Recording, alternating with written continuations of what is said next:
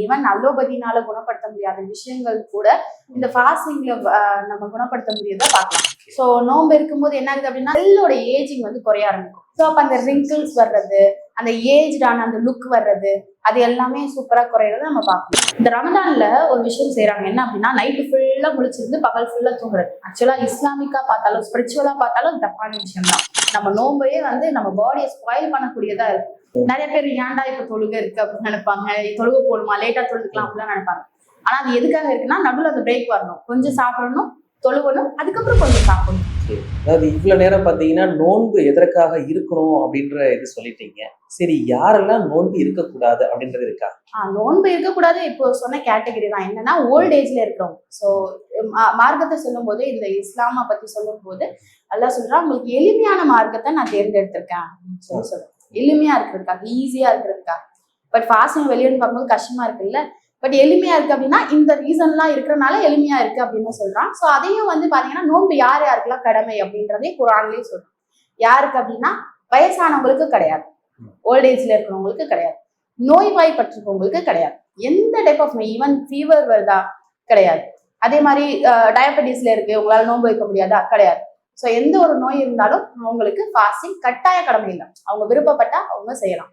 மாதவிடாயில இருக்கவங்க, மென்சுரேஷன்ல இருக்கிறவங்களுக்கு நோன்பு கடமை கிடையாது, அவங்க நோன்பு வைக்க வேண்டிய அவசியம் இல்லை.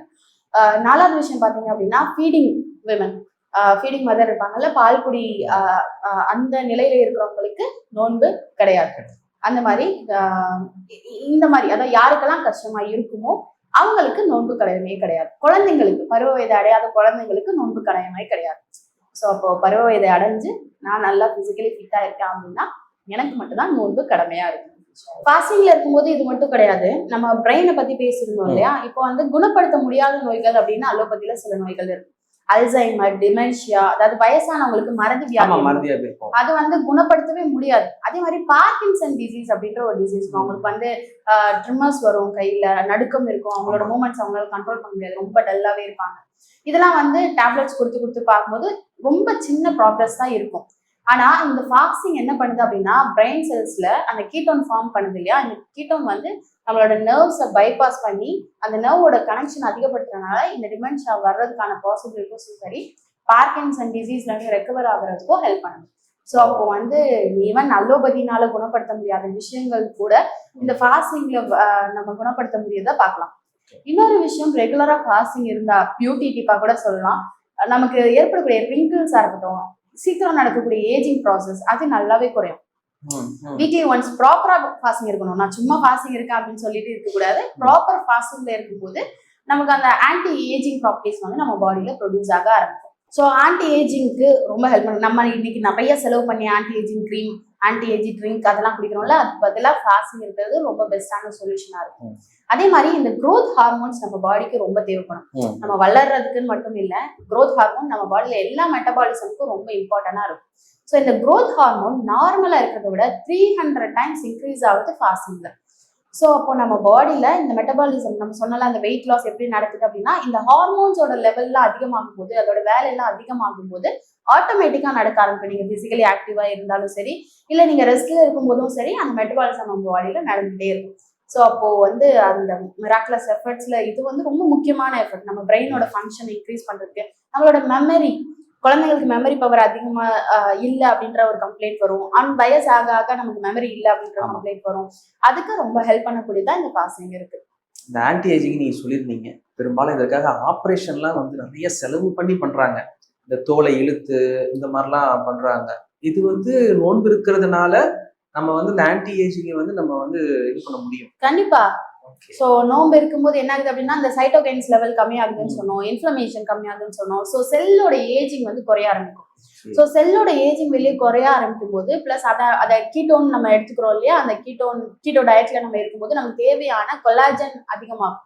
ஸோ அப்போ அந்த ரிங்கிள்ஸ் வர்றது, அந்த ஏஜ்டான அந்த லுக் வர்றது அது எல்லாமே சூப்பரா குறையிறத நம்ம பார்க்கலாம். இந்த ரமதான் வந்து ஸ்பிரிச்சுவலி நமக்கு பெனிஃபிட்டா இருக்கும், கண்டிப்பா ஸ்பிரிச்சுவலி பெனிஃபிட்டா இருக்கும். அதை தாண்டி எல்லா பெனிஃபிட்ஸும் நமக்கு கிடைக்கும். ஸோ இந்த ஒரு சில செட் ஆஃப் ஃபுட்ஸை வந்து நம்ம எடுத்துக்கிறது மூலமா இஃப்தார்லயும் சரி நம்மளோட ஷஹர்லயும் எடுத்துக்கிறது மூலமா நம்ம பாடியில நிறைய சேஞ்சஸும் கொண்டு வரணும். ரசூல் ஸல்லல்லாஹு அலைஹி வஸல்லம் நமக்கு சொல்லி கொடுத்துருக்காங்க. அதாவது ப்ராஃபிட் முஹம்மது ஸல்லல்லாஹு அலைஹி வஸல்லம் வந்து இப்படிதான் ஃபாஸ்டிங்கை பிரேக் பண்ணணும் அப்படின்னு. பேரிச்சம்பழத்தை கொண்டு ஃபாஸ்டிங்கை பிரேக் பண்ணும். இல்ல அப்படி பேரிச்சம்பழம் கிடைக்கல அப்படின்னா தண்ணியை கொண்டு ஃபாஸ்டிங்கை பிரேக் பண்ணும். இப்ப இந்த முஸ்லிம்கள் கிட்ட என்ன இருக்கு அப்படின்னா, இந்த ஃபாஸ்டிங் இருந்தனால நம்ம பசியில இருந்தனால நிறைய சாப்பிடணும், வயிறு ஃபுல்லா சாப்பிடணும் அப்படின்ற ஒரு அந்த பழக்கம் இருக்கு. நல்லா டீப் ஃப்ரைல இருக்கிறது எல்லாத்தையும் வந்து அந்த நேரத்துல வந்து வெளுத்து கட்டுறதை நம்ம பார்க்கணும். ஆனா சாப்பிடுறதுக்கான ஒரு ஒழுங்குமுறை இருக்கு. அந்த சுண்ணா முறையை நம்ம பின்பற்றும் போது இந்த ஃபாஸ்டிங் நமக்கு பயனுள்ளதா இருக்கும். நம்ம சுண்ணா முறையில யூஸ்வலாவே எப்ப சாப்பிட்டாலும் வயிறு ஃபுல்லா சாப்பிடக்கூடாது. அது வந்து ஒரு அது எப்ப சாப்பிட்டாலுமே ஈவன் நம்ம இஃப்தார்லோ சகர்லோ வயிறு ஃபுல்லா முட்டை சாப்பிடக்கூடாது. அதுல வந்து ஒரு பார்ட் வந்து நம்ம மிச்சம் வச்சிருக்கணும், நம்ம டைஜஷன் ஆகுறதுக்கோ நம்ம பாடிக்கு தேவையான விஷயங்கள். அப்ப இஃப்தார்லயும் அது சேரும். ஸோ எப்பவும் வயிறு முட்டை சாப்பிடாம இருக்கிறது நம்ம அந்த டைஜஷனுக்கு ஹெல்ப் பண்றதுக்கு யூஸ்ஃபுல்லா இருக்கும். ஏன்னா அவ்வளவு நேரம் நம்ம சாப்பிடாம இருப்போம், உடனே நம்ம ஃபுல்லா சாப்பிட்டோம் அப்படின்னா பாடி அந்த டைஜஷனை வந்து அக்செப்ட் பண்ணாது. ஸோ அப்போ வயிறு ஃபுல்லா சாப்பிடக்கூடாது, ஒரு கேப் விட்டு தான் சாப்பிடணும். ஸோ இப்போ 6:30க்கு நம்ம இஃப்தார் டைம் அப்படின்னா அந்த நேரத்துல கொஞ்சம் சாப்பிட்டுட்டு அதுக்கப்புறம் 1 ஹவருக்கு அப்புறம் நம்ம சாப்பிடுறது, அதுக்கப்புறம் சாப்பிடுறது அப்படின்னு நம்ம டெவலப் பண்ணிக்கலாம். இந்த ரமதான்ல ஒரு விஷயம் செய்யறாங்க என்ன அப்படின்னா, நைட்டு ஃபுல்லா முழிச்சிருந்து பகல் ஃபுல்லா தூங்குறது. ஆக்சுவலா இஸ்லாமிக்கா பார்த்தாலும் ஸ்பிரிச்சுவலா பார்த்தாலும் தப்பான விஷயம் தான். இஷாக்கு அப்புறம் முழிச்சிருக்க கூடாது, இஷாக்கு அப்புறம் தூங்கிடணும். அப்போ இரவு தொழுகை எப்ப தொழுகிறது, அந்த லேட் நைட் தஹஜ்ஜுத் அப்படின்னு சொல்லுவோம். ஸோ ஒரு 3 மணிக்கு அப்ப இருந்து தொழுகிறது, 2 மணிக்கு அப்ப இருந்து தொழுகிறது. ஸோ நம்ம என்ன செய்வோம்னா நைட் ஃபுல்லா சாப்பிட்டுட்டு நைட் நேரம் முழுக்க சாப்பிட்டுட்டு அந்த பகல் வரையும் சகல் டைம் வரையும் சாப்பிட்டு அப்புறம் நோன்பப்ப ஃபுல்லா தூங்கிடுவோம். அது வந்து நோன்புடைய நோக்கம் கிடையாது. சாப்பாட்டுக்கான தூங்குறதுக்கும் சாப்பிட்றதுக்கு மட்டும் நோன்பு வரல.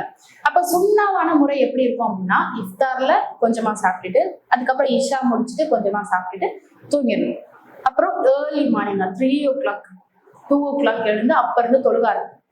ஸோ அந்த டைம்ல நம்ம தொழுகிறது ஸ்பிரிச்சுவலா ரொம்ப பெரிய பெனிஃபிட். இப்போ வந்து மெடிடேஷன் பண்றோம் அப்படின்னா நம்ம பிரெயின்ல பீட்டா வேவ்ஸ் ரொம்ப இன்க்ரீஸ் ஆகாது. அதனால இன்னைக்கு எல்லாருமே மெடிடேஷன் பண்ணுங்க அப்படின்னு சஜஸ்ட் பண்றாங்க. ஆனா இந்த லேட் நைட்ல அந்த 3 o'clock எழுந்து நம்ம ப்ரே பண்ணும்போது அந்த மெடிடேஷன் பண்ற அளவு பீட்டா வேவ்ஸ் வந்து நம்ம பிரெயின்ல செக்ரேட் ஆக ஆரம்பிக்கும், ப்ரொடியூஸ் ஆக ஆரம்பிக்கும். ஸோ அப்போ அது அந்த அளவுக்கு பெனிஃபிட்டா இருக்கக்கூடிய அந்த டைமை யூட்டிலைஸ் பண்ணிக்கணும். அதுக்கு நான் முன்னாடி நல்லா தூங்கிருக்கணும். அதே மாதிரி ரமதான் நோன்பு வச்சுட்டேன், அப்ப இருந்து தூங்கி சாயந்தரம் எழுந்திக்கலாமா அப்படின்னா கூடாது. அந்த நேரம் முழுக்க இபாதால குர்ஆனுடைய தொடர்புல அதிகமா இருக்கும். ஸோ அப்படி இருக்கணும் அப்படின்னா நான் ஃபுல்லா வயிறு முட்டை சாப்பிட்டு தூங்க முடியாது.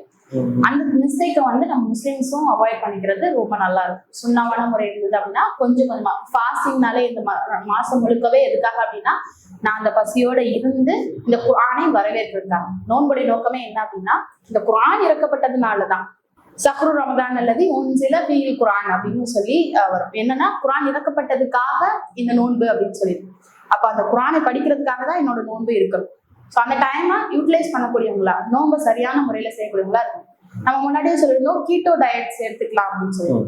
ஸோ இஃப்தார் டைம்ல நம்ம வந்து பேசிக்கான சம் நான்வெஜ் நம்ம எடுத்துக்கிறது தப்பு கிடையாது. ஸோ அது கீட்டோனை இன்க்ரீஸ் பண்ணும். நல்ல ரிச்சா இருக்கக்கூடிய அந்த கோகோனட் அதிகமா எடுத்துக்கிறது, அவகாடோ எடுத்துக்கிறது, பேசிக்கான வெஜிடபிள்ஸ் எடுத்துக்கிறது, லோ கார்ப்ஸ் ரேட் வந்து ரொம்ப கம்மியா இருக்கும், கிளைசமிக் இண்டெக்ஸ் கம்மியா இருக்கக்கூடிய ஃப்ரூட்ஸ் எடுத்துக்கிறது, இதெல்லாம் நம்ம இஃப்தார்ல எடுத்துக்கிறோம் அப்படின்னா அந்த நோன்பு வந்து இன்னும் பெனிஃபிஷியலா இருக்கும். ரொம்ப டீப் ஃப்ரை ஜங்க் ஃபுட்டு, அதுக்கப்புறம் வந்து ரொம்ப rich in corps, sweetness, chocolate, ice cream, இது எல்லாத்தையும் அவாய்ட் பண்றது ரொம்ப பெஸ்டான ஆப்ஷன். நம்ம நோம்பையே வந்து நம்ம பாடியை ஸ்பாயில் பண்ணக்கூடியதா இருக்கு. ஸோ அதனால வந்து ஸ்வீட்டா சாப்பிடணும் அப்படின்னு நம்ம ஃபீல் பண்றோம் அப்படின்னா ஒரு கஸ்டர்ட் மாதிரி, ஸோ ஃப்ரூட்ஸ் எல்லாம் போட்டு கஸ்டர்ட் மாதிரி பண்றது ரொம்ப நல்லது. நம்ம சில்லுன்னு சாப்பிட்றோம் அப்படின்னா நம்ம லெமன் ஜூஸ் குடிக்கிறது ரொம்ப நல்லது, ஜூசஸ் மாதிரி எடுத்துக்கிறது. ரொம்ப அவாய்ட் பண்ண வேண்டிய முக்கியமான விஷயம் என்னன்னா டீ காஃபி. இந்த இஃப்தார்லயும் சரி சகர்லயும் சரி டீ காஃபி நிறைய குடிப்பாங்க. டீ காஃபி வந்து டயூரிட்டிக் தான் நம்ம பாடியில இருந்து தண்ணியை வெளியேற்றக்கூடியது. நம்ம ஆல்ரெடி தண்ணி குடிக்காம டீஹைட்ரேஷன்ல இருக்கோம், தலைவலிக்குதுன்னு திரும்பி டீ காஃபி குடிச்சோம்னா இன்னும் அது ரொம்ப டயர்டிக், அது பாடியில வந்து நெகட்டிவ் எஃபெக்டை கிரியேட் பண்ணும். ஸோ டீ காஃபியை கட் பண்ணிட்டு நல்லா ஹைட்ரேட்டடா நம்மளை வச்சுக்கிறதுக்கு வேற ஏதாவது மின்ட் டீ குடிக்கலாம். ஸோ அதுல பால் சர்க்கரை இல்லாம அந்த மாதிரி ஜிஞ்சர் டீ, லெமன் டீ அந்த மாதிரி எடுத்துக்கிறத நம்ம ட்ரை பண்ணலாம். ஸோ நம்மள ஹைட்ரேட்டடா வச்சுக்கிறதுக்கு ஜூசஸ் எடுத்துக்கலாம். ஸோ இதெல்லாம் ரொம்ப ஹெல்ப்ஃபுல்லா இருக்கும். ரொம்ப பயனுள்ளதா ஆக்கிக்கிறது இன்ஷா அல்லாஹ். ஓகே. இப்ப எடுத்த உடனே தண்ணி குடிச்சா மயக்கம் வரும்னு சொல்லுவாங்க நினைக்கிறேன். அதாவது 2 டைப் ஆஃப் பீப்புள் இருக்காங்க. என்ன அப்படின்னா, நம்ம ஆல்ரெடி கிளைசெமிக் இண்டெக்ஸ் ரொம்ப லோ ஆயிடுச்சு, நம்ம பாடியில குளுக்கோஸ் ரொம்ப குறைஞ்சிருச்சு. இப்ப சடனா சாப்பிட்ட உடனே என்ன ஆகும் அப்படின்னா, தண்ணி குடிச்ச உடனே என்ன ஆகும் அப்படின்னா, அந்த கிளைசெமிக் இண்டெக்ஸை வந்து பிரேக் பண்ற அந்த மெக்கானிசம் வந்து கொலாப்ஸ் ஆகும். ஸோ இப்போ நம்ம வந்து ஒரே ஒரு டேட் எடுக்கிறோம், ஒரு டேட்ஸ் எடுத்துக்கிறோம் அப்படின்னா அது வந்து rich in glucose. So glycaemic index லோவா இருக்கிறனால ஒரே ஒரு பேரிச்சம்பழம், நிறைய பேரிச்சம்பழம் சாப்பிடுவாங்க, 2, 3, 4, 5 அப்படி இல்லாம ஒரு பேரிச்சம்பழம் நம்ம சாப்பிட்டோம் அப்படின்னா அந்த இடத்துல அந்த கிளைசெமிக் இண்டெக்ஸ் ஸ்லோவா இன்க்ரீஸ் ஆகிறதுக்கு ஹெல்ப் பண்ணும். ஸோ சடனா அந்த மயக்கம் வருது அதெல்லாம் வந்து குறைக்கலாம். அதே அந்த நேரத்துல கொஞ்சம் தண்ணி குடிச்சிட்டு கொஞ்சம் நேரம் கழிச்சு நம்ம சாப்பாடு சாப்பிடுறது, ஜூஸ் குடிக்கிறது பண்ணலாம். அதனாலதான் உடனே மகிழ்ச்சி தொழுகை. நிறைய பேர் ஏன்டா இப்ப தொழுகை இருக்கு அப்படின்னு நினைப்பாங்க, தொழுகை போடுமா லேட்டா தொழுதுக்கலாம் அப்படிலாம் நினைப்பாங்க. ஆனா அது எதுக்காக இருக்குன்னா, நடுவில் அந்த பிரேக் வரணும், கொஞ்சம் சாப்பிடணும், தொழுவணும், அதுக்கப்புறம் கொஞ்சம் சாப்பிடணும். ஸோ இது எல்லாமே ரொம்ப அழகான விஷயம். அந்த இதை ஃபாலோ பண்ணோம் அப்படின்னா நம்ம பாடியில் நிறைய பெனிஃபிட் கிடைக்கும். மிக்க நன்றிமா. இன்னொரு வீடியோல நம்ம சந்திக்கலாம். Thank you so much.